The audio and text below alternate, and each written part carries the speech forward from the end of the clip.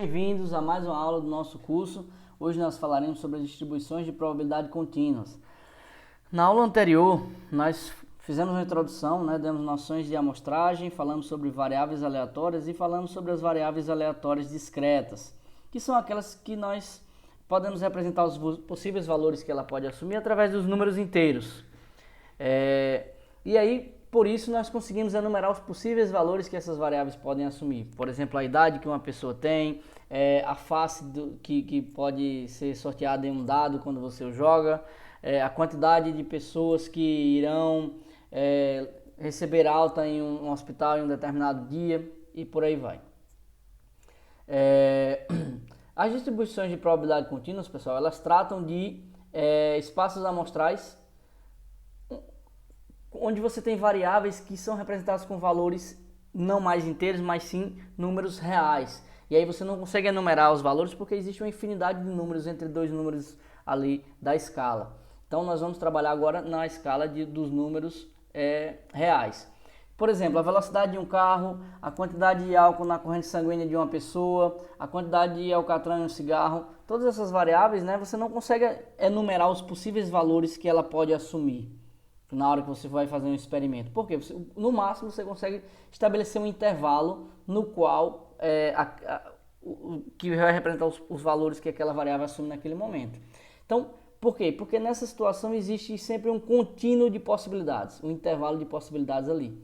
Certo? Então, na prática, o que a gente faz, às vezes, é arredondar as medidas para um número com algumas casas decimais. Por exemplo, em um radar de velocidade, geralmente a gente diz que o carro passou a 30 por hora, 40 por hora, mas na verdade ele teve uma velocidade ali que é um número, não é um número inteiro, mas sim um número racional, um número real, né? Então, por exemplo, aí às vezes o que a gente faz é estabelecer um intervalo para aquela velocidade. Por exemplo, estava entre 80 e 85 km por hora e não a 84,823000167 km por hora. Certo? Então fica mais fácil para a gente fazer esse tipo de arredondamento, mas na verdade a variável ela assume esse valor aqui, que é um valor contínuo, certo? É um valor contínuo, é um número real.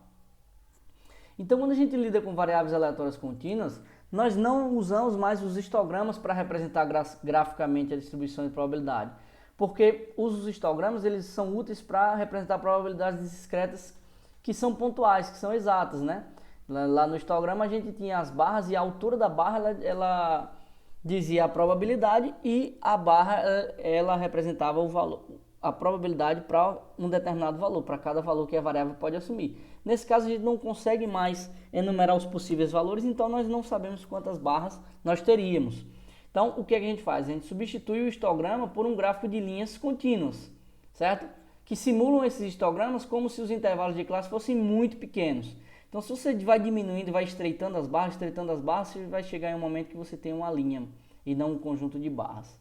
Então, é assim que a gente vai trabalhar agora com as variáveis aleatórias contínuas, certo? Utilizando uma linha, para representar a probabilidade ali para aqueles intervalos. Então, nos histogramas, as frequências e as probabilidades eram representadas pela altura dos retângulos e pela área, né?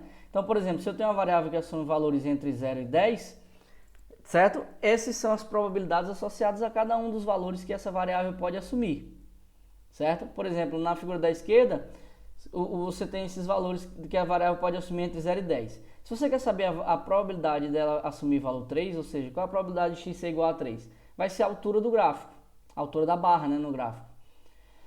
Se você quer saber a probabilidade dessa variável assumir valor maior ou igual a 8, então vai ser a probabilidade de assumir valor 8 mais o valor 9 mais o valor 10. É assim que funciona, É assim que a gente estuda histogramas. No caso de uma variável aleatória contínua, nós não temos as barras, então nós temos, na verdade, uma linha que representa essa função de probabilidade, certo? Então, digamos que essa variável ela pode assumir valores entre 0 e 10, mas no espaço real agora.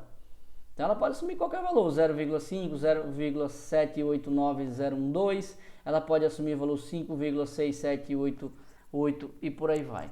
Então nesse caso, eu não consigo mais saber a probabilidade de um ponto exato, certo? Porque essa probabilidade é muito pequena, vai ser representada por essa, como se fosse uma barra muito estreita, uma barra muito fininha. O que na verdade a gente faz quando trabalha com variáveis contínuas, eu quero saber, por exemplo, a probabilidade e a variável assumir entre valores entre 2,5 e 3,5. Então fica mais factível de se trabalhar dessa forma, certo? Então nesse caso, a probabilidade dela assumir entre valores 2,5 e 3,5 vai ser a área abaixo dessa curva, né? A área sobre a curva. Ou se eu quero saber a probabilidade da variável assumir valores acima de 8, né? Maiores que 8, entre 8 e 10. Então essa probabilidade vai ser dada por essa área abaixo da curva aqui, certo? É assim que a gente estuda variáveis aleatórias contínuas. Então, curvas contínuas como a dessa figura são gráficos de funções denominadas de densidade de probabilidade, ou funções de distribuição contínua, certo? Então, isso aqui é uma função de densidade de probabilidade. Você pode encontrar essa nomenclatura aí na literatura. Então, para que uma variável, para se estudar uma variável aleatória contínua, a gente vai ter uma função f de x tal que f de x também é maior ou igual a zero, certo? Então, se você fizer se você for estudar uma variável aleatória contínua, a função pode ter qualquer formato, certo? E essa função ela é sempre maior ou igual a zero, não existe valores negativos para a probabilidade. E a soma de todas as probabilidades possíveis vai ser dada pela área sobre toda a curva, e isso aí vai ser, né, totalizar o valor 1. Então, a área sobre a curva, que você pode calcular como sendo a integral da função, certo? Quando a gente trabalha com uma função contínua, a gente vai trabalhar com a integral dessa função, certo? Que é a forma da gente calcular a área sobre a curva. E se você somar a área sobre toda a curva aqui, você vai ter como somatório o valor 1, certo? Para todos os valores possíveis que a variável pode assumir. E aí, nesse caso, se eu quero saber a probabilidade da variável assumir um valor que está entre A e B, é só fazer a integral da função para esse intervalo. Então, se eu quero saber qual é a probabilidade de x assumir valores entre A e B, eu faço a integral da função nesse intervalo. E aí, em consequência disso, a esperança matemática, né, a média dessa distribuição, vai ser o centro da distribuição, que é dado por x, a integral de x, f de x dx, e a variância é dada pela integral, né, de x menos a esperança ao quadrado de f de x dx. Obviamente que esse cálculo aqui é um pouco complicado de se fazer, né? Ele é um pouco custoso de se fazer para funções dos mais variados tipos. E aí o que acontece? Na literatura você já vai encontrar algumas funções que são mais comuns, né? E por isso são mais utilizadas, porque aí você consegue facilitar o estudo dessas variáveis. Então existem vários tipos de distribuições de variáveis aleatórias que são conhecidas e que são importantes. Distribuição uniforme, distribuição exponencial, distribuição normal, distribuição quadrada, existem várias. Aqui nessa disciplina, nesse curso, nós vamos falar sobre distribuição uniforme e sobre a distribuição normal, que é teoricamente uma das distribuições mais importantes, certo?